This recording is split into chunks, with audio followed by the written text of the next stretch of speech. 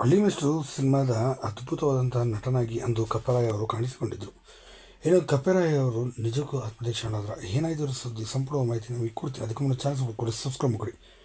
ಹೌದು, ಕಪ್ಪರಾಯ ಅಂತ ಹಳ್ಳಿ ಮೆಸ್ಟ್ರು ಸಿನಿಮಾ 1997ರಲ್ಲಿ ಬಂದಂಥ ಅದ್ಭುತವಾದಂಥ ಹಿಟ್ ಸಿನಿಮಾ ಅಂತ ಹೇಳ್ಬೋದು.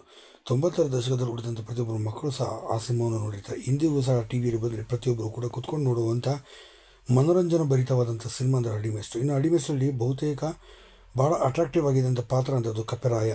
ನಾನು ಸಾರ್ ಕಪ್ಪೆರಾಯ ಅನ್ನೋ ಪಾತ್ರ ಅದ್ಭುತವಾಗಿ ಮೂಡಿ ಬಂತು ಅಂತಲೂ ಕೂಡ ಹೇಳ್ಬೋದು. 3 ಜನ ಸೇರ್ಕೊಂಡು ಮಾಡುವಂಥ ಚಿತ್ರ ಕೆಲಸಗಳನ್ನ ಹೈಲೈಟ್ ಆಗಿ ಈ ಸಿನಿಮಾ ಆಗಿನ ಕಾಲದಲ್ಲಿ ಬರೋಬ್ಬರಿ 1 ವರ್ಷಗಳ ಕಾಲ ಓಡಿತು, ನೀವು ನಂಬಲೇಬೇಕು.